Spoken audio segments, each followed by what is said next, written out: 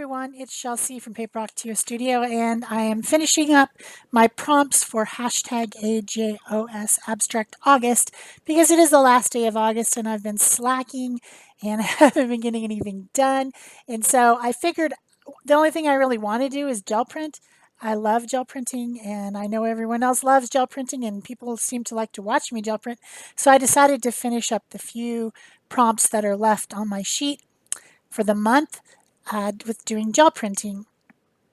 And I'm starting with the prompt square, which I just got some new stencils. These are the club stencils from Stencil Club from StencilGirl Products.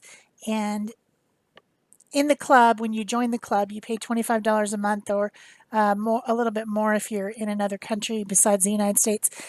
And then you get 3 stencils that are exclusive to the club every month. And this one I wanted to play with this background one because it has these squares, but then it also has these little circle motifs in the middle.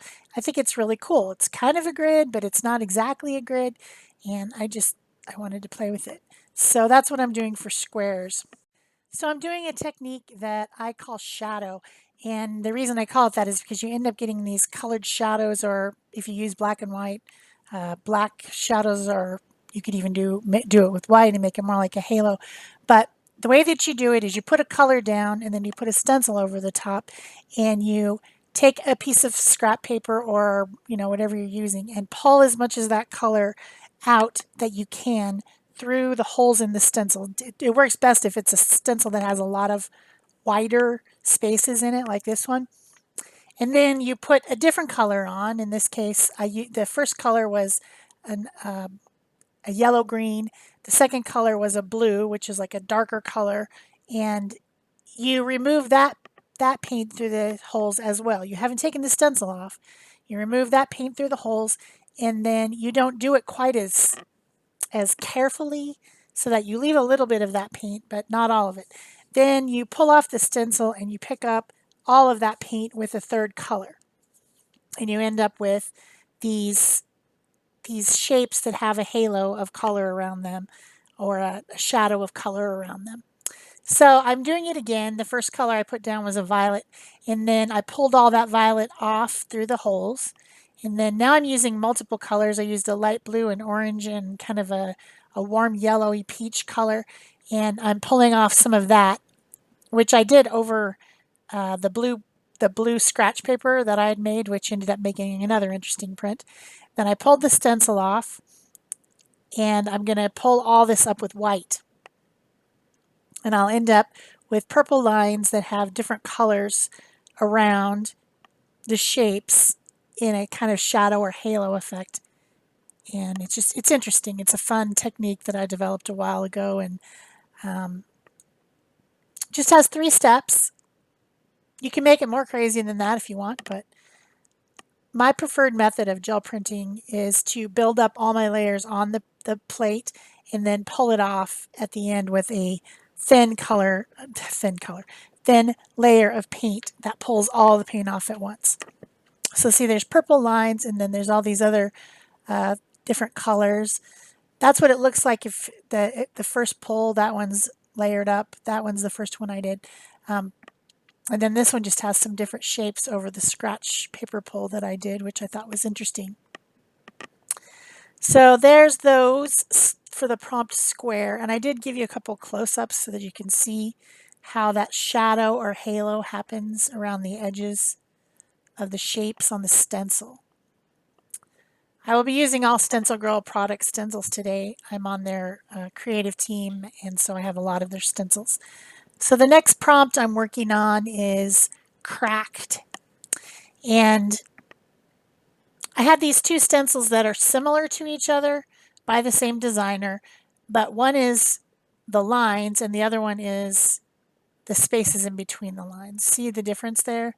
They're not exactly the same shape either, but they're very similar to each other. And so I decided to layer the stencils one on top of each other. So I put the one with the most open spaces down first, and then I put the one with the closed spaces down that just has the lines open. And I put some black through that stencil to make these lines, the lines from the stencil on top of the other stencil. I'm letting that dry a little bit. Remember that I do live in Arizona, so the techniques that I use in Arizona take longer to dry in a humid place. However, we've been having storms. It's been very humid, so even my paint's taking longer to dry. Also, this is speeded up version. It's not real time, so you don't really get an idea of what the real time is. Obviously, I'm messing around on the side with the second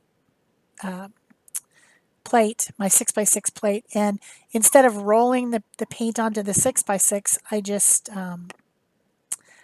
put the stencil upside down and laid it on there and pulled the paint off the stencil. So it gets a little bit more grungy print, but you still get the same type of a look. So then this, and I also did, there was a lot of paint over that stencil, so I pulled off some with the scratch paper. So I ended up with kind of a third print that's really grungy because it's on some of my newsprint under paper that I'm using for kind of, messy pickup type stuff. So this one I pulled on black text weight paper, and then this one I pulled on white. And I'm putting that thin layer of paint over the top of everything and then pulling all the paint up at once.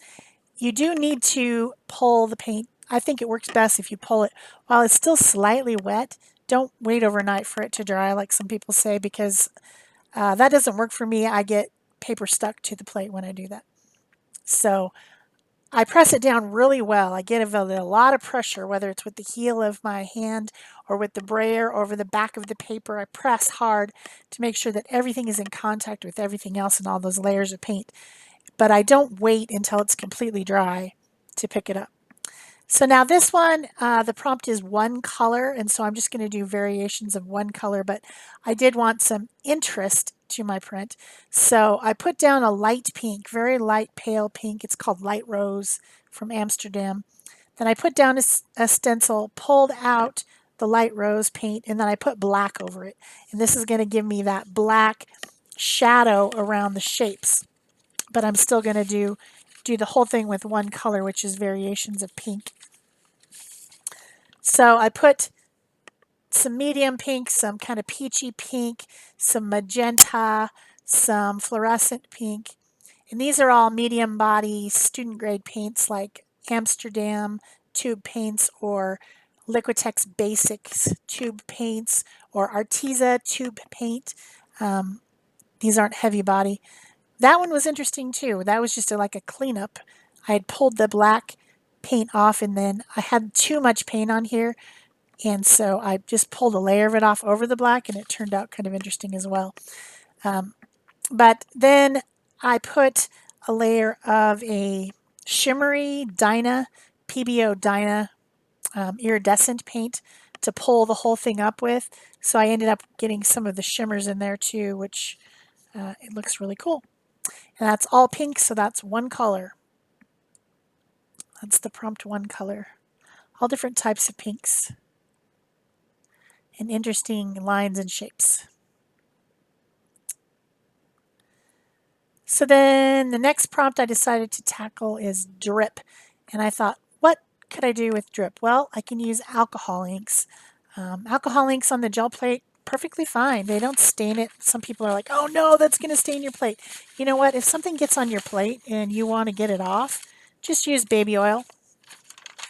And it also conditions the plate while you're doing it. So there's nothing wrong with cleaning everything up with baby oil. However, this doesn't stain the plate at all, in my opinion. It comes right up. So I put a stencil down. I dripped some different colors of alcohol inks, spread it around just a little bit with my brayer, and then put a little bit more on after I pulled the stencil off. The alcohol ink dries really quickly, so if you do like to do a layered effect like I do with gel printing, my most common way of doing it, alcohol ink works good for this. However, it is translucent, so you need to make sure that whatever you're picking it up on the back with the layer of acrylic paint is an opaque paint usually. So I picked that one up with like an off-white. And I decided to try it again with some different colors because it was fun dripping the alcohol ink on there. It's messy. I should have wore gloves because I got it on my hands and it's hard to get off your hands. And I hadn't put any barrier cream on either. So my hands are stained. That's life. It'll go away eventually. So I'm just adding some different colors over the top of this stencil. This time I just left the stencil on there the whole time through the entire process. I didn't take it off.